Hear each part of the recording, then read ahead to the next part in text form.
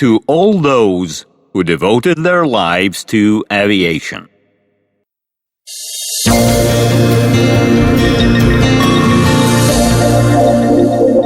The Wings of Russia studio presents.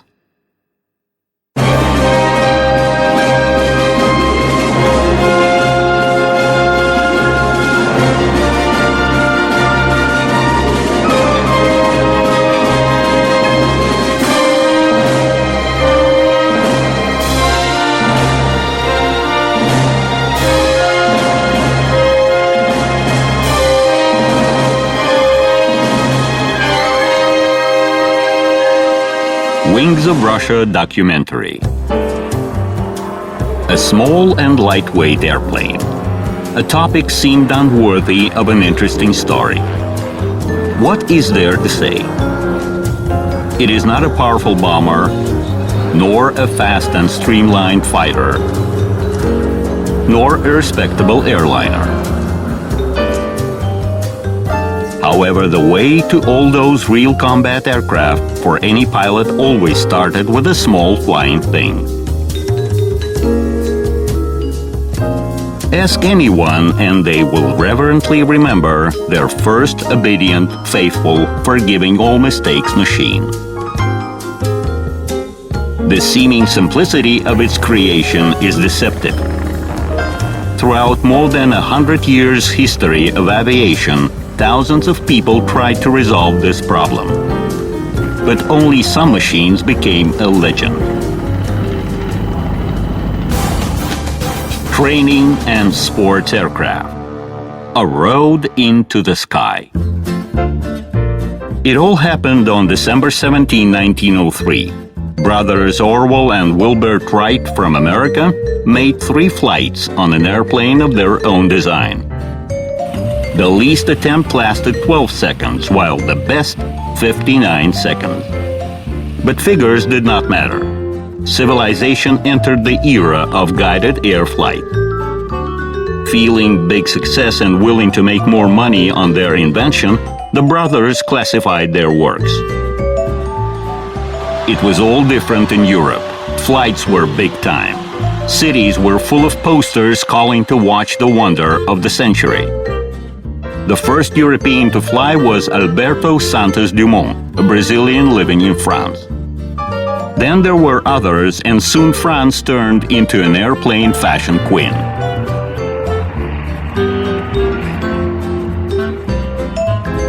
Brothers Charles and Gabriel Voisin, inspired by the flight of the Wright brothers, also started to make their airplanes and fly them.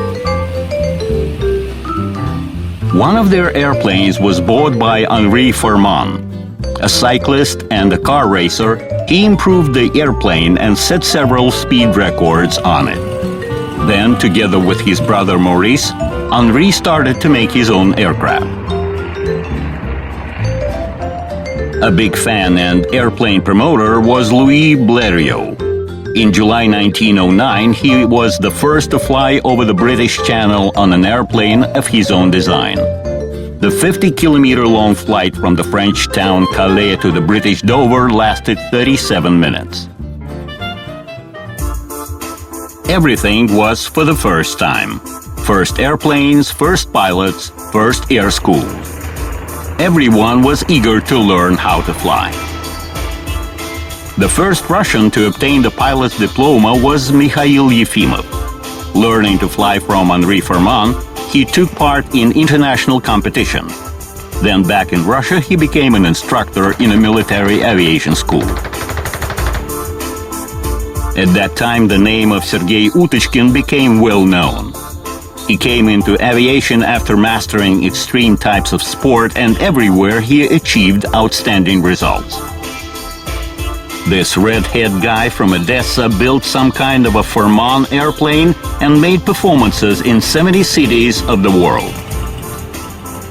Among those who saw his flights were future renowned aircraft designers Polikarpov and Sukhoi, engine designers Kamov and Mikulin, pilot Nesterov, and spacecraft designer Korolev.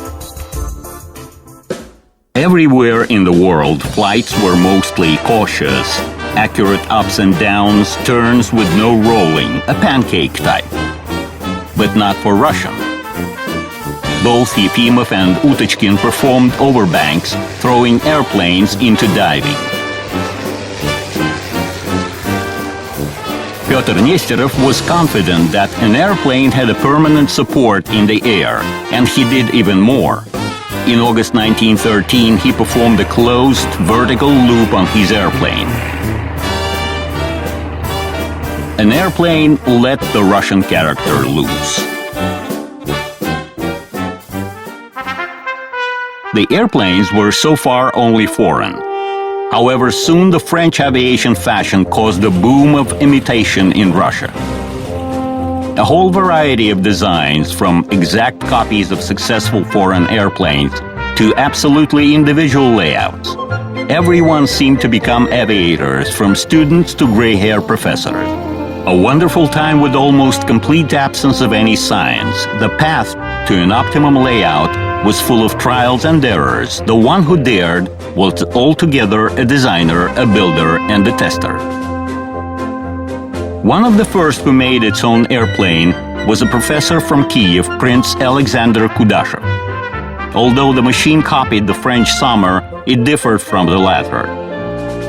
The fin and landing gear were reconstructed, but the main novelty was the more progressive pulling propeller instead of the pushing one. It was already a new airplane. On May 23, 1910, Kudashov performed the first flight on his machine. That date could be deemed the birthday of the Russian aviation. Soon events followed in the history of Russia which influenced the aviation destiny.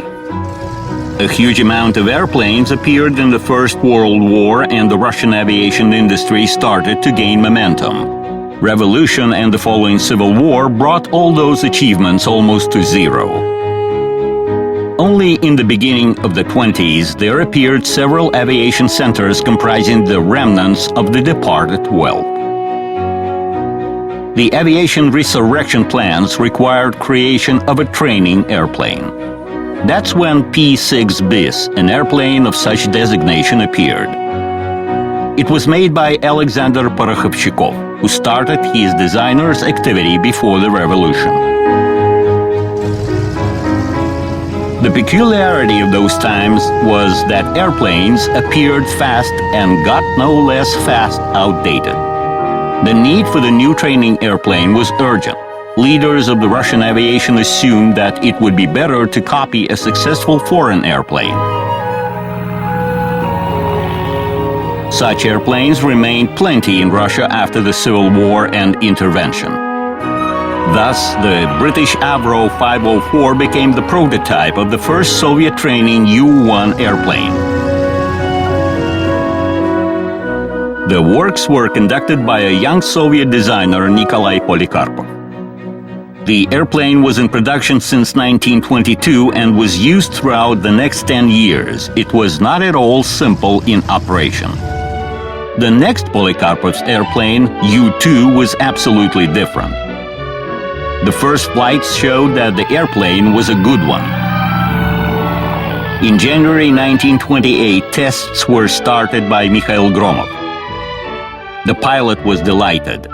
Piloting in those years was very strict. At the slightest provocation, an airplane could spin. Instead, a lot of efforts were needed to make this airplane fall down. The airplane itself corrected minor mistakes of non-experienced pilots. Such features were very unusual and valuable. U-2 was completely suitable for the pilot's training performance. Minimum flights with instructor, and there you are flying all by yourself. The layout of the airplane and its operation was very simple. U-2 immediately obtained universal recognition.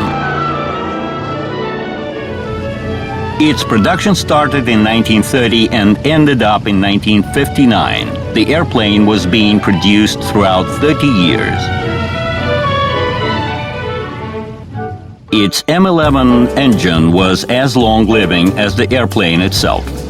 It was produced in enormous quantity and various modifications. Dozens of different types of machines flew into the sky thanks to this engine. U-2 had so many variants that all of them could hardly be recalled. Besides training versions, there were ambulance, liaison, agricultural. The airplane was put on floats and skis. In the war, it was even used as a light night bomber. Those were only the most renowned variants. From 1944, U-2 was renamed into Po-2 after its designer Nikolai Polikarpov. In the 30s, aviation was extremely popular in the USSR. Together with a mass-produced U-2, a whole army of independent designers made airplanes of their own. They did not have any production base, nor funds or materials, but they were invincible enthusiasts. One of the best examples was Alexander Yakovlev. He made his first Air-1 airplane when he was 21 years old. Air stood for the initials of Alexei Ivanovich Rykov, one of the Soviet state leaders who was chairman of the Aviation Fans Society and supported the young designer. In those years' terminology, Air-1 was a baby plane, a super lightweight machine. It was tested by Yulian Piankovsky. The baby plane showed good characteristics, but nobody rushed to provide the young designer with a production base. A single result was not enough. Therefore, in 1927, Air-1 performed a flight demonstrating its capabilities: Moscow, Kharkov, Sebastopol, Moscow. In this flight, the baby plane set a range record. Although it was not registered, since the USSR at that time was not member of the International Aviation Federation.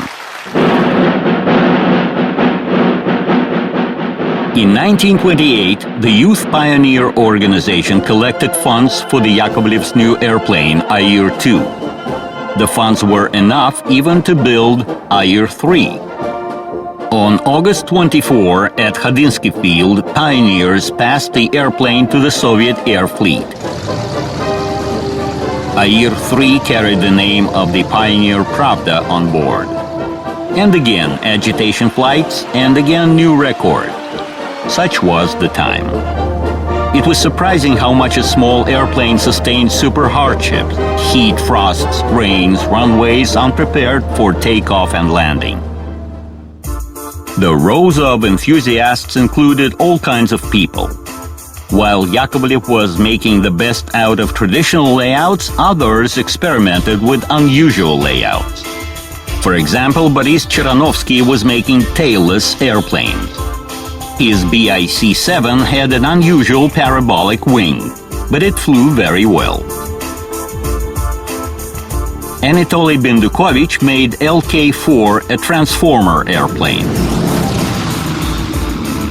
The number of its wings and their location could be changed. Each combination gave this airplane new characteristics.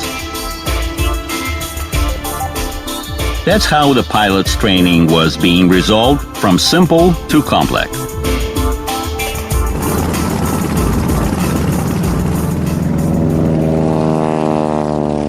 However, lightweight aviation of those years is strongly associated with Alexander Yakovlev's airplanes. The two-seat Air-7 was designed as a fast-speed sports airplane. Everything in it was aimed at only one purpose: to reach high speed. A powerful engine, well-thought aerodynamic monoplane form, refined trimming. This airplane reached a record speed of 325 kilometers per hour. It was the highest result in the USSR.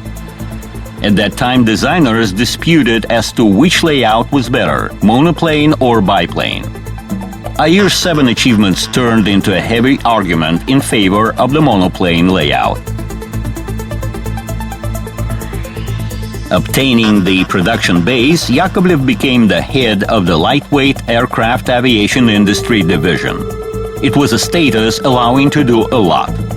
Not attempting to oust the super-popular U-2, the designer pursued the idea that even primary training must be performed on the fast monoplane.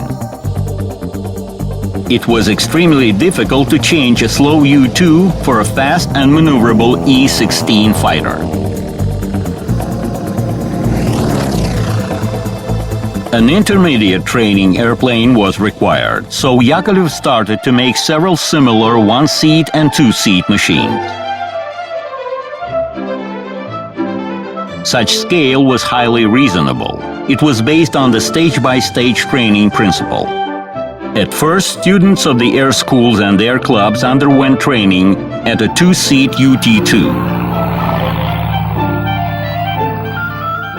Then they were changing for the one-seat UT-1, which was closer to combat machine. The Yakovlev's airplanes were not simple to operate, but they had beautiful forms. Airplanes inspired a kind of a magical willingness to fly them. No less important was that they were equipped with the popular and reliable M11 engine. In 1938, the simple in production and operation UT-1 and UT-2 became the main primary trainers in the Air Force schools. A lot of those machines were at air clubs as well. A lot of pilots were thankful to the airplanes of Alexander Yakovlev. He was one of not many who achieved impressive results in the lightweight aviation class, obtaining its own design bureau and good perspectives. Other designers were not that successful, but some of them did make good airplanes. For example, G-10 of Vladislav Gribovsky. The designer's idea was that the airplane must be as cheap as possible. This would assist development of air clubs and help preparing a lot of new pilots. The airplane could be cheaper if it was equipped with a low-power engine. But such engines was not put into production, neither was G-10 itself. Numerous attempts were made to put automobile engines on an airplane. One of Gribovsky's projects, the G-23 sports monoplane, was made at a special department of the Gorky automobile plant. However, due to big specific weight, automobile engines had no perspective in aviation. Among airplane designer enthusiasts, it is worth mentioning Alexander Moskalyov. Within 10 years, he created 20 relatively successful layouts. His 5-seat SAM-5 bis passenger airplane showed its quality, although the decision was to produce its ambulance version with a large side door. In the first half of the 30s, the lightweight aviation development growth was massive. There were all kinds of competitions among low-power airplanes, the so-called air bugs, selecting the most secure lightweight airplane or those that could land anywhere. All this amateur performance was wrapped up in 1936. The state left the lightweight aviation with only several most successful design bureaus. Despite simplicity and low price, not many lightweight airplanes were produced, since they were mainly designated for civil needs, while the country was fostering military topic priority. Factories were facing enormous tasks of making real combat aircraft. If such tasks were hardly carried out in time, what could be said of the trifle things? Thus, the Ki-1 trainer made at the Kazan Aviation Institute was not put in production. This twin-engine machine was supposed to help pilots to transit to bomber. The project had no continuation, while test pilots insisted on making that airplane. Right before the war, there was a change of fighter generations in the USSR. Monoplanes with retractable landing gear and closed cockpit ousted biplanes. Speed grew, maneuverability and combat tactics changed. All this required a relevant training machine. But with the start of the combat actions, that topic was off the point. And although the pilot training tasks became even more acute, they were carried out on the same old Yakovlev's and Polikarpov's training airplane. Development of two-seat training modifications of the combat airplanes was the maximum what was done. Due to disastrous situation in the beginning of the war, a number of training airplanes was used in combat action. UT-1 and UT-2 were armed, but most of all the legendary U-2 was used. They performed liaison, ambulance, and partisan unit support missions. Dozens of night bombers units were equipped with U-2. The bombs they took on board were not serious, but their constant night visits disturbed and exhausted the enemy. The Germans gave U-2 many names. One was the sewing machine, murmuring at night, preventing the enemy from sleep.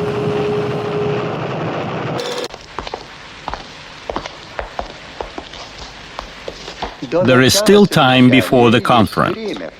Let's smoke here. Evening tall, evening tall. So many thoughts. Ready? It's so quiet. Oh, wonderful. Someone has already gone. That's good.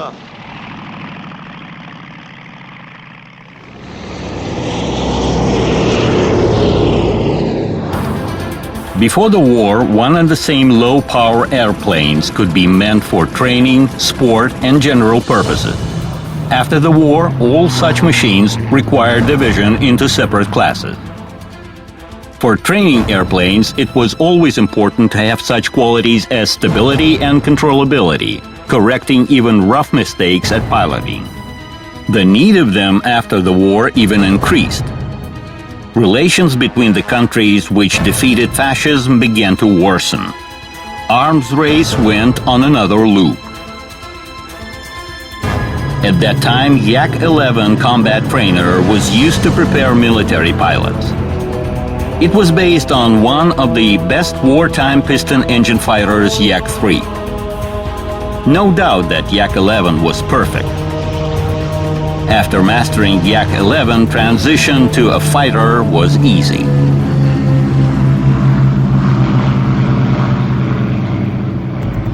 However, Yak-11 was not an airplane for primary training, which was in great need.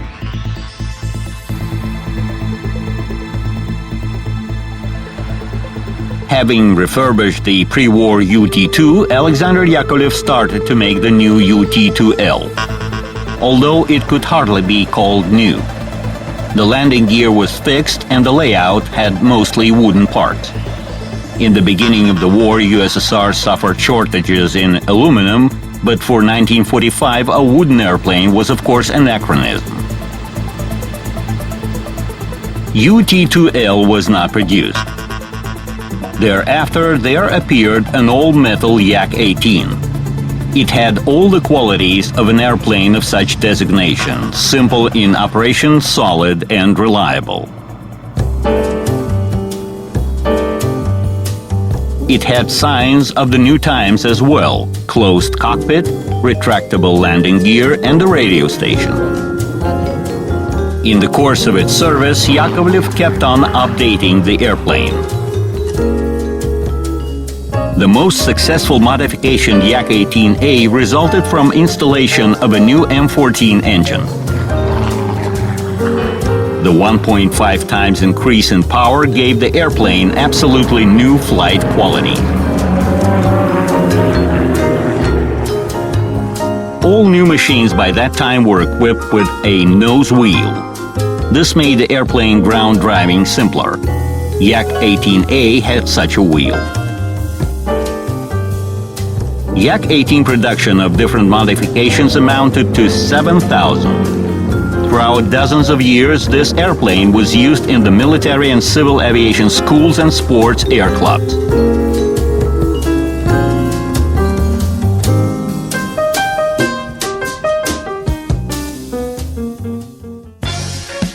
Yak-18 obtained its substitution only in 1974 when Yakovlev's Design Bureau made a new training machine, Yak-52. This machine was of course a product of its time and radically differed from its predecessors, although increased capabilities resulted in the high price. The two-seat Yak-52 was rather expensive for primary training, but at that time money was not much counted. Basically, Yakovlev always followed the rule of making two variants on a unified basis, a one-seat and a two-seat airplane. Anything could change in the pilot's training except the main principle, from simple to complex. First with instructor on a two-seat machine and then on a one-seat to improve the skills. Besides, the one-seat version was best of all for aerobatics. It was preferable for the machines of this category to have minimum maneuver margin, which means that control becomes very sensitive and machine responds to a minimum stick movement. Good maneuverability is no less important. Machines with such qualities were made only for those who had reached a certain piloting level. Such airplane was designated for aggressive aerobatics. Therefore, it was important for the layout to sustain huge G-load. The beauty of aerobatics, not least of all, depends on the harmonic outlines of the airplane.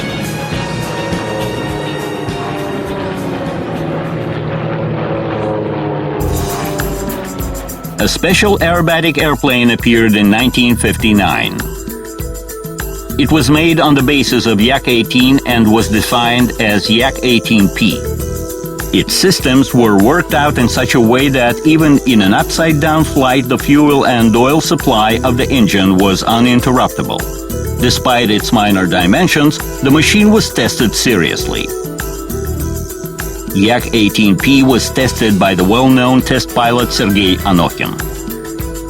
Such attention to aerobatic machines was not accidental. Aerobatic World Championships started to take place from 1960 and Soviet pilots took active part in them. After the Stalin's death, the country felt more free and produced a number of records. It was important to be the first everywhere, including sport. The first performance in 1960 was not outstanding, but on the next championship, the Soviet team was second. 2 years later, it won the Nesterev Cup. The pilot's skills were developing, so were the machine's capabilities. Following Yak-18P, there came Yak-18PM with a more powerful engine and a wider range of admissible G-loads. For better observation, the cockpit was moved backward.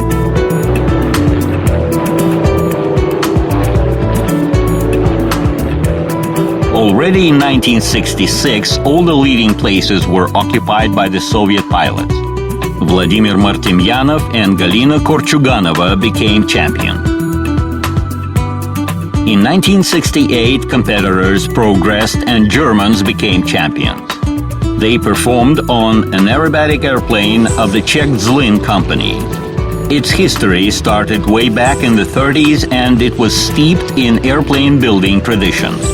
The Zlin company built a number of minor airplanes which were used for training and successfully participated in competition. The best of its airplanes was Zlin 50, which was made exclusively for aerobatics.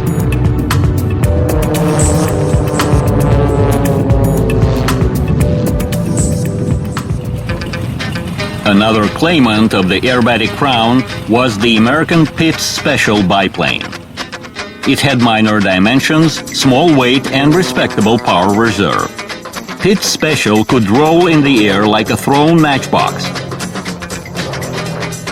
The bad thing was that the referees were unable to see what was this small airplane doing up in the sky. So the Yakovlev's machine had all chances for success. In 1970, there appeared Yak-18PS, a lightweight machine as compared with the predecessors. 2 years later, there came Yak-50 aerobatic airplane, the top of the Yak-18 family. Since that time, practically all wins at the World and European Championships belong to Soviet pilots.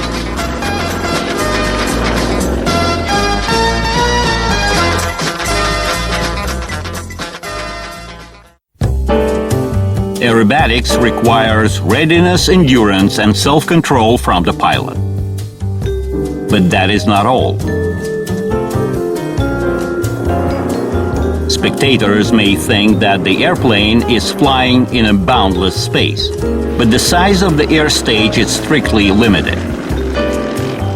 In order to perform all program elements within the narrow limits, the pilot needs perfect coordination, instant reaction, and a bit of sports luck. That's how it was before, that's how it is now. Conditions of the pilot's performance have not changed, while the airplanes made a huge step forward. A one-seat aerobatic Yak-55 airplane first took off in 1982. Everything in the new airplane was made to reach maximum maneuverability. A symmetrical profile wing was applied. In other words, there was no difference in piloting whether the airplane was flying in a normal or an upside-down position. Performance mostly depended on the pilot. While previous aerobatic Yaks grew from training airplanes, Yak-55 was a sports airplane of a new generation.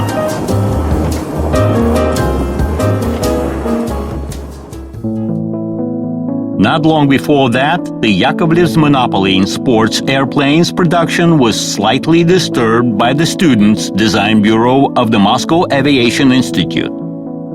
The students-made Kvant airplane took off in 1977. Its size and form were ideal for the aerobatic geometry, and all it did in the sky looked very harmonically from the ground. The Kvant's proportions later became classical and made the basis for many sports airplanes built later.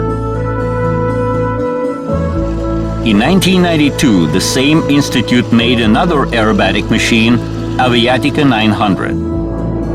The students' layout was peculiar for a lot of new, non-standard engineering and technological solutions. Attempts of the Students' Design Bureau were not considered as anything serious. The Yakovlev's monopoly ended up only when the sports topic was undertaken by the Sukhoi Design Bureau, which used to make only military aircraft. The history of the Su-26 sports aerobatic airplane was not simple. Designer Vyacheslav Kondratyev first elaborated on the Su-26 layout when he worked in the Yakovlev's Design Bureau. He then had to leave, and works continued in the Sukhoi team. Thus, in 1984, an aerobatic airplane appeared under the brand of Su-26, which gave birth to the world-renowned family. Conditions for the airplane's creation and improvement were principally new. Designers were diligently inquiring the sports pilots how the airplane should be done in order to have advantage over other machines at the competition.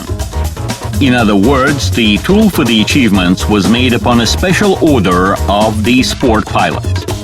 This virtually resulted in the Su-26's enormous success. Any trifle was taken into account, for example, how the step at the cockpit entrance is made, or how the controls are located on the panel. That's what the sport of high achievement means. Even unimportant details become significant.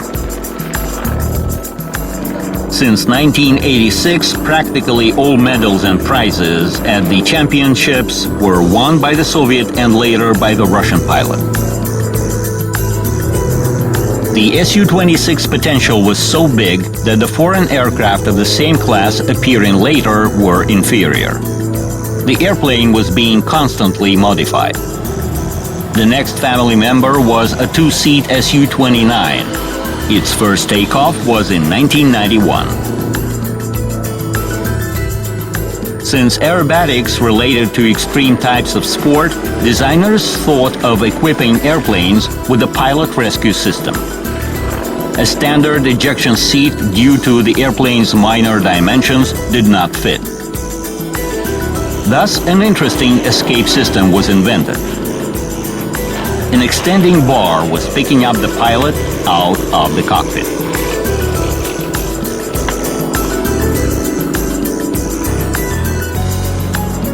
Another family member was Su-31, a one-seat variant of Su-29. The new identification resulted from a lot of novelties added to the basic layout. Practically all systems were improved. The Su-26 family members demonstrate their outstanding characteristics around the world. Nobody can stay indifferent watching what they can do.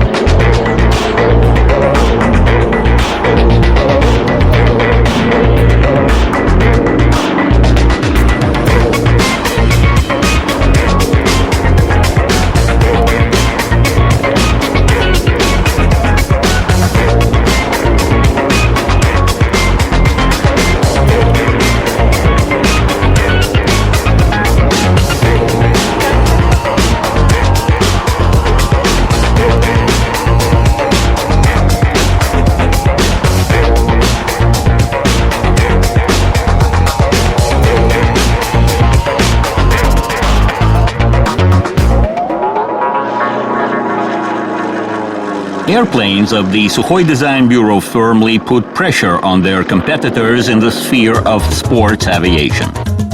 However, Yakovlev's designers did not sit on their hands. In 1993, following long-lasting traditions, the Yakovlev's team made a two-seat aerobatic airplane Yak-54. By the time of its appearance, Russia entered the world society. Wider export possibilities were open. That's when the Yak-54 low price became significant. The airplane obtained good export perspective.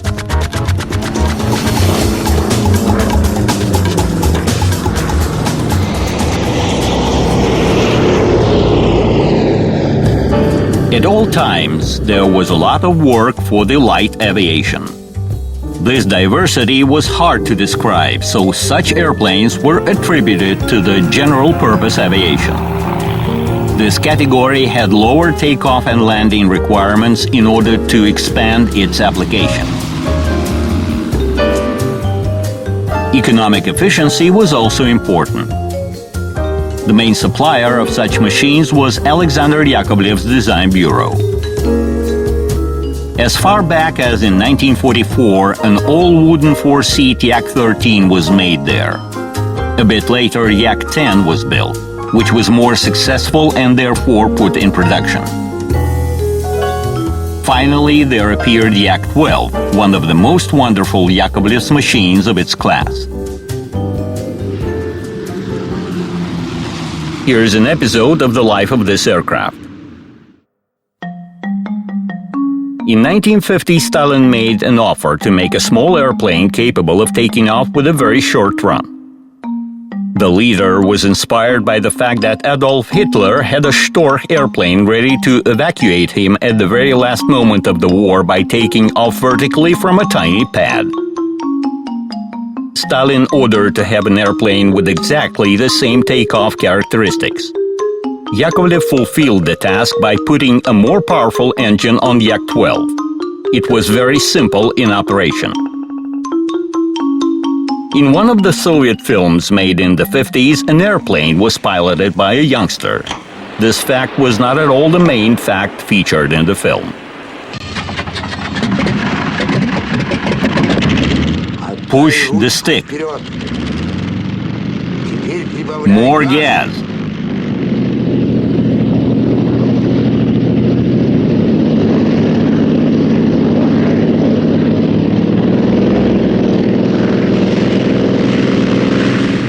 We did it.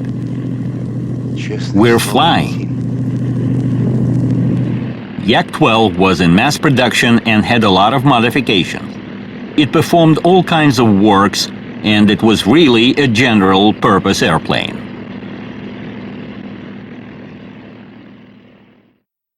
However, light aviation in the USSR was not as popular as in the West. The principal difference was that in the West anyone could easily have a small airplane as its private property. Therefore, aviation of this class had deep traditions and many years of progress.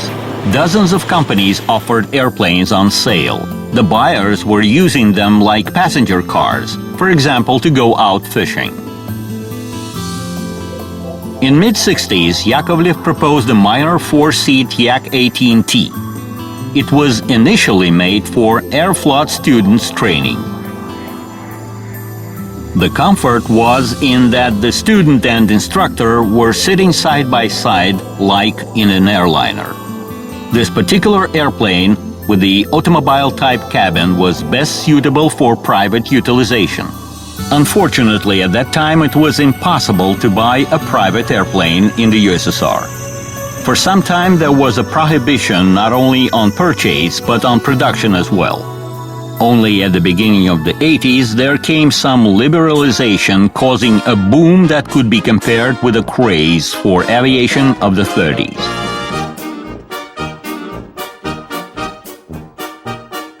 Everyone started to make airplanes, often with no professional knowledge, while professional test pilots had to test those amateur products.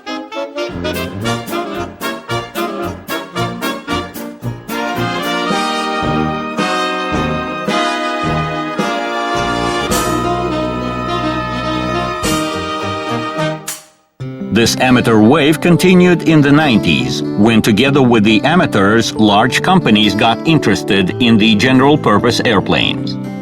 State funding of the major aircraft construction practically stopped, and companies made a stake on minor machines which could be quickly built and sold. Commercial euphoria reached an enormous scale. The comfortable four-seat Yak-18T found its market. Many new layouts appeared. Several machines were made by the Krunichev factory, which traditionally dealt with only space equipment. The most renowned airplanes became Il-103 and Gzhel. Il-103 was made in the Ilyushin Design Bureau, which is concentrated on large airliners. However, a minor four-seat Il-103 was a success. The Gzhel mini airliner was also born at a well-known design bureau. It was made at the Mesishev Experimental Machine Building Factory. During the Cold War, it was developing heavy strategic bombers.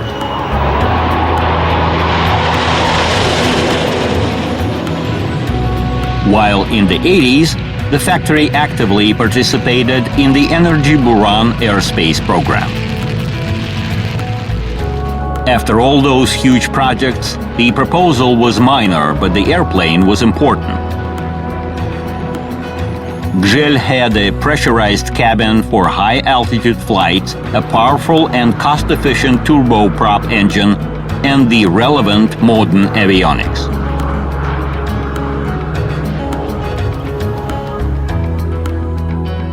In hope of finding demand, minor airplanes are offered in various versions, including those for private use. However, this sector in Russia develops slowly. The air traffic code is not yet adapted to light aviation. Nowadays, due to terrorist threats, there have been so many flight limitations that it has become unprofitable to have a private airplane.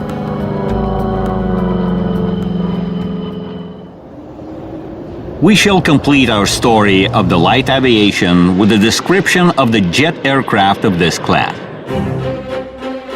The jet era started in the end of the 40s. The big aviation in mass and speed went far ahead, while the minor aviation, as a step to it, could not keep up. This predetermined the appearance of the training jet airplanes. At the initial stage of mastering jet airplanes, there came dual-control aircraft, two-seat versions of combat machines. But this was rather costly for mass training. Therefore, in the 50s, design bureaus were assigned to make a training jet aircraft. Alexander Yakovlev offered very good airplanes, a two-seat Yak-30 and a one-seat Yak-32. They were best for their designation: simple, solid, easy in control and service. A Yakovlev's aerobatic airplane is in the air. It covered a closed loop of 100 kilometers at a speed of 750 kilometers per hour. The new world record for the lightweight jet engine airplanes was set by Rosalia Shikhina, the aerobatic champion of Russia. But the country's leadership, driven by political matters, preferred the Czech L-29 Dolphin, although it was inferior to Yakovlev's machine.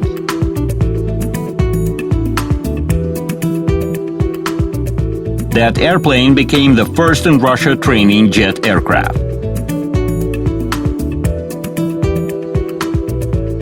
The Soviet Union obtained around 3,000 machines, most of those produced. Dolphin was highly reliable and comfortable in control. Future pilots could perform their first flights on the L-29 jet without trying piston engine machines.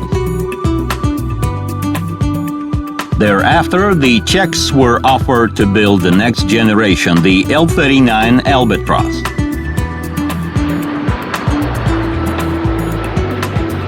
Accent in its development was made on economical effectiveness, one of the main factors for the primary training machine. Adequate operational costs were obtained thanks to the bypass engine with low consumption. Most of all, pilots liked the comfortable cockpit with excellent observation. Pilots training on L-39 started over 30 years ago. It is still in service. Throughout such a long life, in the Soviet aviation, this airplane became almost a symbol of a training machine. The aerobatic group Rus, based on L-39 airplanes, was founded in the end of the 80s. Elegant machines are in pure harmony with the beauty of their performance. Even with a relatively minor thrust-to-weight ratio of a training machine, pilots make aggressive performances. L-39 flying at a head-on course looks spectacular.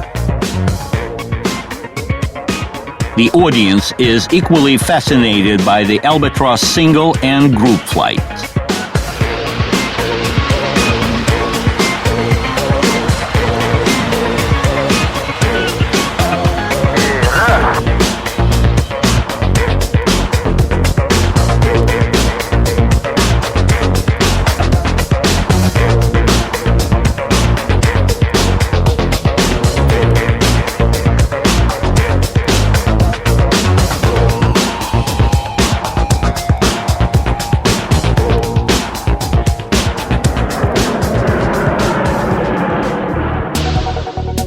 In the modern times, a contest was announced for a training aircraft with a new ideology, when special systems produce an impression as if a pilot flies a light MiG-29 or a heavy Su-27.